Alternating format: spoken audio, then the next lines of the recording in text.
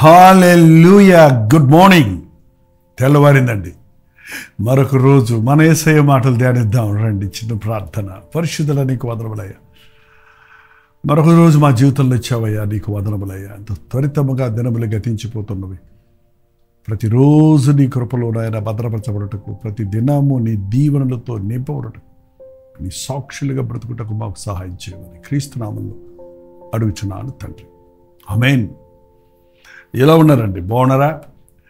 గత రాత్రి ప్రశాంతంగా నిద్రించి మేల్కొన్నారా? మగత నిద్రతో ఉన్నారా? కలవరపడుతూ ఉన్నారా? కలలుగంటున్నారా? ఎవని మనస్సు నీ మీద అనుకుడునో వాడిని పూర్ణ శాంతము గల వానిగా నీవు కాపాడుదు అని ప్రభు చెప్పినట్లు మన భారాలన్నీ ఆయన మీద వేస్తే గాఢంగా నిద్రపోతాం, చక్కగా నిద్రపోతాం, సంతోషంతో మేల్కొంటాం. లేదు, మనం ఏదో పొందుతున్న బాధల గురించే తలంచుకుంటూ రాత్రంతా ఏడ్చుకుంటూ ఉంటే పొద్దున లేచాక కూడా అలాగే ఉంటుంది కదండి. దావీదు జీవితంలో ఇలాంటి అనుభవాలు చాలా ఉన్నాయి. ఒకసారి చూడండి, కీర్తన 13. యెహోవా ఎన్నాళ్ళ వరకు నన్ను మర్చిపోదు, నిత్యము మరచెదవా?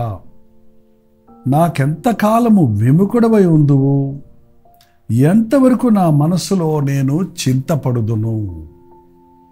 మనసులోని చింత తీరే వరకు చింతపడుతూనే ఉంటాం కదండి. ఎంతకాలం ప్రభు నన్ను ఏడిపిస్తావు? ఎంతకాలం ప్రభు నా ప్రార్థన వినకుండా ఉంటావు? ఎంతకాలం ప్రభు నేను చింతతో ఉండాలి? ఇంకెంతకాలం కనిపెట్టాలి నీవిచ్చే జవాబు కొరకు? ఇంకెంతకాలం ప్రభువా వేచి ఉండాలి నీ సమాధానం కొరకు? ఇంకెన్నిసార్లు చేయాలి ప్రభువా ప్రార్థన అని మనలో కూడా చాలా మందిని విసిగిపోతూ ఉంటాం. నిజంగా ప్రభువు మనకు వెంటనే జవాబు ఇవ్వలేదు అన్న విషయాన్ని మనం గుర్తు చేసుకుంటే ఖచ్చితంగా కొన్నిటిని మనం అడిగినంటనే ఇస్తాడు, కొన్నిటిని కనిపెట్టు అంటాడు, కొన్నిటిని కాదు అంటాడు. తప్పక మన ప్రార్థనలు అన్నిటికీ జవాబులు వస్తాయి. బట్ ఎక్కడ పొరపాటు అంటే ఏ జవాబు ఇచ్చాడు అని గమనించటంలా, ఆయన ఇచ్చుంటే జవాబు ఇచ్చాడు అనుకుంటున్నాము, వాటిని మనల్ని కనిపెట్టింపజేస్తుంటే ఇంకా ఆలస్యం చేస్తున్నాడేమో అనుకుంటాం. ఎంతకీ ఎన్నిసార్లు అడిగినా మనం దొరకకపోతే మన ప్రార్థన వినలేదు అనుకుంటాం. కానీ అవి మనకు అవసరం లేనివన్నమాట. అవి మనకు మేలుకరమైనవి కాదు కాబట్టి వద్దు అంటాడు. ఆయన ఏం చెప్పినా మన మేలుకి కదండి. మరి చాలాసార్లు మనకి కనిపెట్టింపు చేస్తున్నప్పుడు కంగారు పడిపోతుంటాం.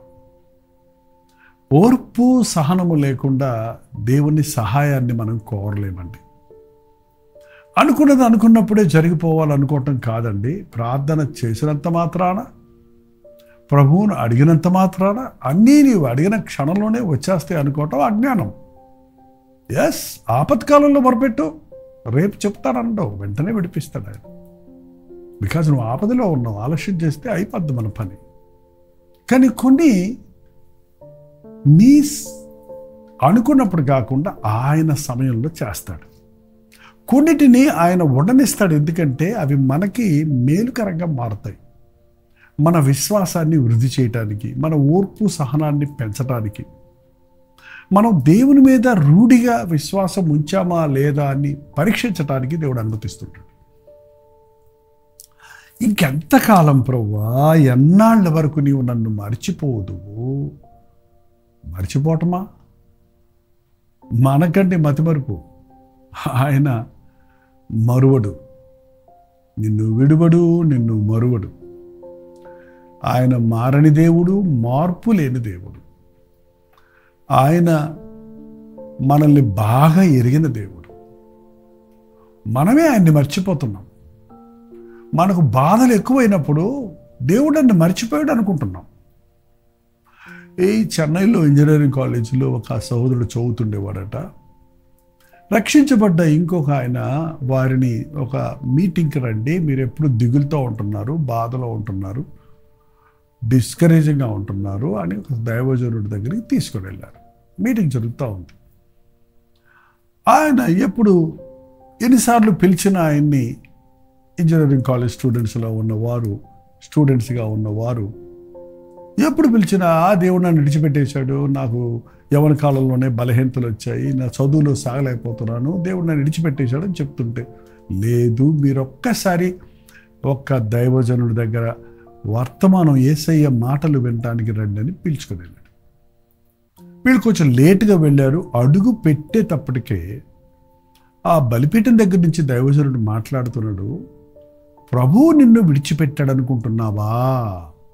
కరెక్ట్గా ఆ సహోదరుడు ఏమనుకుంటున్నాడో అదే దేవుడు తన సేవకుడి ద్వారా మాట్లాడింపజేశాడు. ప్రభువు నిన్ను విడిచిపెట్టాడు అనుకుంటున్నావా? ప్రభువు నిన్ను విడిచిపెట్టలేదు, నువ్వే ప్రభువును విడిచిపెట్టావు. ఎస్, ఈరోజు మీలో కొందరు ప్రభువు నన్ను విడిచిపెట్టేశాడు, నన్ను మర్చిపోయారు అనుకుంటున్నారేమో. ఆయన నిన్ను విడవలేదు, ఆయన నిన్ను మర్చిపోలేదు. నువ్వు ఆయనకి బాగా తెలుసు. ఆయన నీ వెంటనే ఉన్నాడు, నీ కొరకు చేతులు చాచి పిలుస్తూనే ఉన్నాడు. నువ్వే ఆయన్ని మర్చిపోయి ఆయనకి వెన్ను చూపించి నీ సొంత మార్గంలో ముందుకు వెళ్తున్నావు. చూడండి, నువ్వు దేనినో వెతుక్కుంటూ లోకాన్ని కోసం పరిగెడుతున్నావు, నీ వెనకాల ప్రభువు నీ కోసం పరిగెడుతున్నాడు. నువ్వు ఆయన్ని కనుగొనాలంటే నువ్వు వెనక్కి తిరగాలి. నువ్వు టర్న్ బ్యాక్. రిపెంటెన్స్ అంటే మరొక అర్థం ఏంటంటే టర్న్ బ్యాక్, పశ్చాత్తాపడాలి. నేను పోయే మార్గం తప్పు, నన్ను క్షమించు అని నీవు పశ్చాత్తాపడ్డప్పుడు ప్రభు ప్రేమలో నువ్వు ఇముడుతావు. ఆయన చేతుల్లో నువ్వు భద్రపరచబడతావు. ఆ తప్పిపోయిన కుమారుడు తిరిగి వచ్చినప్పుడు తండ్రి ఏం చేశాడు? తండ్రిని మర్చిపోయి జాలీగా తిరిగాడు. డబ్బులున్నాయి కదా అనుకున్నాడు. అన్నీ అయిపోయిన తర్వాత, సమస్తం పోయిన తర్వాత, తింటానికి తిండి కూడా లేని పరిస్థితులు వచ్చినప్పుడు తండ్రిల్లు గుర్తొచ్చింది. కానీ తండ్రికి కుమారుడు ఎప్పుడూ గుర్తున్నాడు. తిరిగి వస్తాడు నా బిడ్డని ఎదురు చూస్తూనే ఉన్నాడు. కాబట్టి వాడు ఇంకా నువ్వు దూరంగా ఉన్నప్పుడే పరిగెత్తుకుంటూ వెళ్ళి అతని మీద పడి అతన్ని ముద్దు పెట్టుకుని లోపలికి తీసుకెళ్ళాడని వాక్యంలో చదువుతున్నాం. అలాగే మన ప్రభు మన వైపే తన చేతులు చాచి ఉన్నాడు. మనకు బదులివ్వటానికి, మనల్ని బలపరచటానికి, మనల్ని స్వీకరించటానికి, మనల్ని క్షమించటానికి మన యేసయ్య మన మీదే తన దృష్టి ఉంచున్నాడు. మనమే లోకం వైపు తిరిగి దేవునికి దూరమై నష్టాలు, కష్టాలు, శ్రమలు, వేదనలు తెచ్చుకొని మళ్ళీ దేవుని విడిచాడు, దేవుడు మరిచాడని నెపములు మోపుతున్నాం. ఎన్నడు విడువని ఎడబాయని వాడు మన కొరకు ప్రాణమిచ్చిన మన ప్రభు అయిన యేసుక్రీస్తు. ఇంకెన్నాళ్ళు ప్రభువా, ఇంకెన్నాళ్ళు ప్రభువా? యోసేపు బానిసగా అమ్మబడినప్పుడు నీకోసం బ్రతకాలనుకున్నాను, నువ్వు దర్శనాలు ఇచ్చావు, నువ్వు నా సహోదరులు అందరూ వచ్చి నా దగ్గర మొక్కుతారని చెప్పావు, నా తల్లిదండ్రులు నా దగ్గరకు వస్తారని చెప్పావు. ఇంకెన్నాళ్ళు ప్రభువా ఈ అన్ని దేశంలో ఒంటరిగా ఉన్నానే, ఎన్నాళ్ళు అని రోధించినట్టు తెలియలేదు. కానీ విశ్వసించి వాగ్దానాలు నెరవేరుతాయని నమ్మాడు కనుక 13 సంవత్సరాలు కనిపెట్టాల్సి వచ్చిందండి.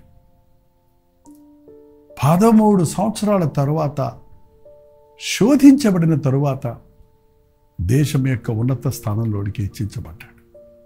దావీదును సమూయేలును పంపించి అభిషేకించిన తర్వాత ఇంకెన్నాళ్ళు ప్రభువా ఈ పోరాటాలు, ఈ యుద్ధాలు, ఈ శత్రువులు, ప్రాణాన్ని గుప్పిట్లో పెట్టుకొని ఈ పరుగులెత్తటాలు అని ఎన్నోసార్లు వాపోయాడు.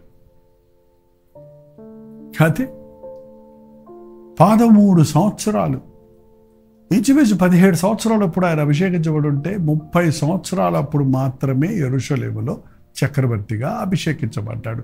అప్పటి వరకు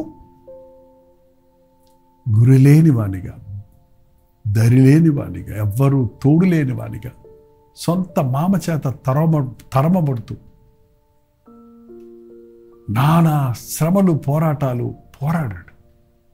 పోరాటాల జయము దేవుని మాటలు నెరవేరాయి. అబ్రహాముతో దేవుడు చెప్పాడు, ఆకాశ నక్షత్రముల వలె ఇసుక రేణువుల వల్ల నీ సంతాన్ని నేను విస్తరింపజేస్తానని ఇంకెన్నాళ్ళు ప్రభువా, ఇంకెన్నాళ్ళు. ఇంచుమించు 25-30 సంవత్సరాలు అతను కనిపెట్టవలసి వచ్చింది. కనిపెట్టేవాడు ఎప్పుడు నష్టపోడండి. యెహోవా కొరకు ఎదురు చూచేవాడు మోసపోడు, నష్టపోడు, నూతన బలం పుంజుకుంటాడు. ఇంకెన్నాళ్ళు నాకు విముఖుడమై ఉంటావు? ఎంతవరకు నా మనసు చింతించాలి? నా హృదయంలో పగలంతయు దుఃఖాక్రాంతుడై ఉన్నాను. నా శత్రువులు హెచ్చించబడుతున్నారు, నా చుట్టూన్న వాళ్ళందరూ ముందుకెళ్ళిపోతున్నారు, నేను ఇక్కడే ఉండిపోయానని దిగులుండే వాళ్ళ చాలామందికి. ప్రార్థించే నాకు రాలేదు ఉద్యోగం, నా పక్కలకు వచ్చిందే. నీ యందు విశ్వాసం వచ్చిన నాకు రాలేదు ప్రమోషన్, నా కొలీగ్స్కి వచ్చిందే. ఏంటంటే మేము దేవుడి సన్నిధిలో ప్రార్థిస్తూ పరిశుద్ధ వివాహం జరగాలి మా బిడ్డకు అనుకుంటే మా బిడ్డ పెళ్ళి అవ్వటం లేదు, అందరి కుమార్తెల పెళ్ళిళ్ళు అయిపోతున్నాయే. ఇంకెన్నాళ్ళు ప్రభువా, ఇంకెప్పుడు ప్రభువా కంగారు పడుతున్నారమ్మా? ఖచ్చితంగా తగిన సమయం ముందు ప్రభువు మీ ప్రార్థనకు జవాబిస్తాడు, తన ప్రణాళికలను మీ పట్ల నెరవేరుస్తాడు.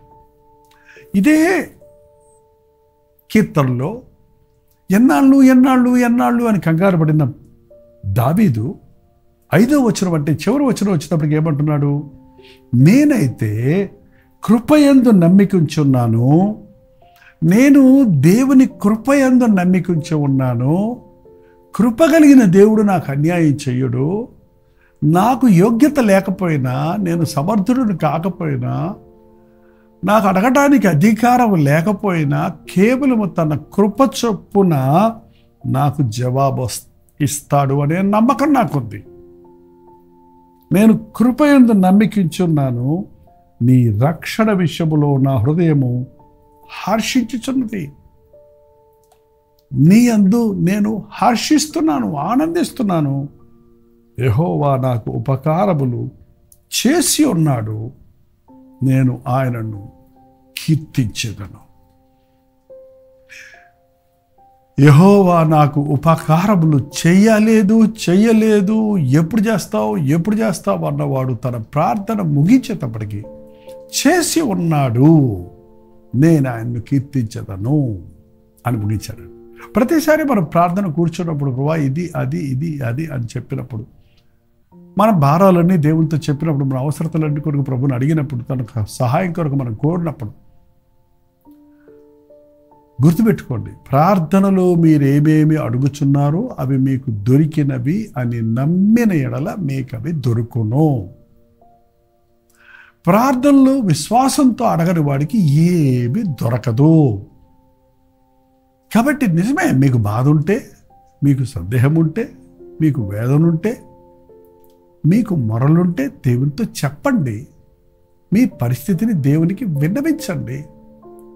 మీ విషయమై దేవుడితో సంప్రదించండి. మీ హృదయ బాధను, భారాన్ని దేవుని ముందు పెట్టండి. దేవుని ముందు పెట్టిన ప్రతి విషయము జరిగింది, నా చిత్తము కాదు మీ చిత్తమే నెరవేరునుగాక అన్న మాటతో నా దేవుడు నా హృదయ వాంఛలు తీర్చాడు. నా శ్రమలో నాకు తోడయుండి నన్ను తప్పించాడు. నాకు విజయం ఇస్తాడు, నన్ను విడువడు, మరువడు అన్న విశ్వాసంతో ప్రభువా నా ప్రార్థన విన్నందుకే నీకు వందనములు, నేను అడిగినవి నాకు ఇచ్చినందుకే వందనములు అని దేవునిని స్తుతించగలిగితే అద్భుతమైన రీతిగా ఆదరణ పొందగలుగుతాం. నేనైతే నా దేవుని కృపయందు విశ్వాసముంచి ఉన్నాను నేనైతే నీ కృపయందు నమ్మికుంచి ఉన్నాను. నీ రక్షణ విషయమై నా హృదయం హర్షించుచున్నది. యెహోవా నాకు మహోపకారములు చేసి ఉన్నాడు, నేను ఆయనను కీర్తించెదను. ఆమేన్. ప్రార్థన. పరిశుద్ధుడా నీకు వందనములయ్యా. దేవుడు మా ప్రార్థన వినలేదని, దేవుడు మాకు జవాబు ఇవ్వలేదని, దేవుడు మాకు సహాయం చేయలేదని నెపములు మోపే మనసుతో, సరిగి గొడిగే మనసుతో మేముండగా ప్రార్థన ఆలకించే ప్రభువు నాకున్నాడు. నా విన్నపములు ఆయన ముందు ఉంచాను. తగిన సమయం అందు ఆయన నాకు జవాబిస్తాడు. ఆయన నాకు మేలే కానీ కీడు చేయడు. నా దేవుడు నోరుండి మాటలాడని చెవులుండి, వినని కాళ్ళుండి, నడవని చేతులుండి, సహాయం చేయని వాడు కాదు కానీ ఆయన ప్రార్థనలు ఆలకించేవాడు, మహోపకారములు చేసేవాడు. అడిగి ఊహించిన దానికంటే ఎక్కువ ఇచ్చేవాడన్న విశ్వాసముతో మా భారములను, మా కన్నీటిని, మా వేదనను, మా సమస్యలను నేను చెప్పుకున్నటకు విశ్వాసముతో కనిపెట్టి అద్భుతమైన సాక్షులుగా మారుటకు మా ఒక్కొక్కరికి సహాయం చేయమని క్రీస్తు నామములో అడుగుచున్నాను తండ్రి. ఆమేన్. నా తండ్రి అయిన దేవుని యొక్క ప్రేమయు, కుమారుడైన క్రీస్తు యొక్క కృపయు, ఆదరణకర్త అయిన పరిశుద్ధాత్మ యొక్క సహవాసము కుడి వచ్చిన మనందరికీ ఇప్పుడు సదాకాలం తోడయుండును గాక. ఆమేన్. దేవుని స్తోత్రం. నమ్మండి, ప్రభు ఇస్తాడు. మీ ప్రార్థన స్తోత్ర భారాలు మాకు కూడా తెలియజేయండి. మీ ప్రైజ్ రిపోర్ట్స్ కూడా తెలియజేస్తుండండి. 9540 నెంబర్కి ఒక టెక్స్ట్ లేకపోతే వాయిస్ మెసేజ్ వాట్సాప్ ద్వారా పంపించండి. మీరు మొదటిసారి పంపుతుంటే మీ పిక్చర్ కూడా యాడ్ చేయండి. మీకోసం అర్థవంతంగా మేము ప్రార్థిస్తున్నాం. తప్పకుండా ప్రభు మన ప్రార్థనలకు జవాబులు ఇస్తాడు. మీరు ఇతర దేశాల్లో ఉంటే 9100 నెంబర్కి మీ ప్రార్థన అవసరం పంపించండి. దూర దేశముల్లో ఉన్న మీ అందరి కోసం ప్రార్థించాలని, మీకు ప్రతిసారి దేవుని వాక్యంతో మిమ్మల్ని ఆదరించి బలపరిచి, ముఖ్యంగా తెలుగు ఆరాధనలు తెలుగు తెలియని వారి మధ్యలో ఉంటున్న మిమ్మల్ని దేవుడు ప్రత్యేకంగా ఆదరించి బలపరచాలని మీకోసం ప్రార్థిస్తున్నాం. మీ క్షేమాలు ఎప్పటికప్పుడు మాకు తెలియజేస్తూ ఉండండి. ఉచితమైతే మధ్యాహ్నం 3 గంటల హెచ్చరిక ఉపవాస ప్రార్థనలో మళ్ళీ కలుసుకుందాం. అంతవరకు దేవుని మహాకృప మీకు తోడైండును గాక.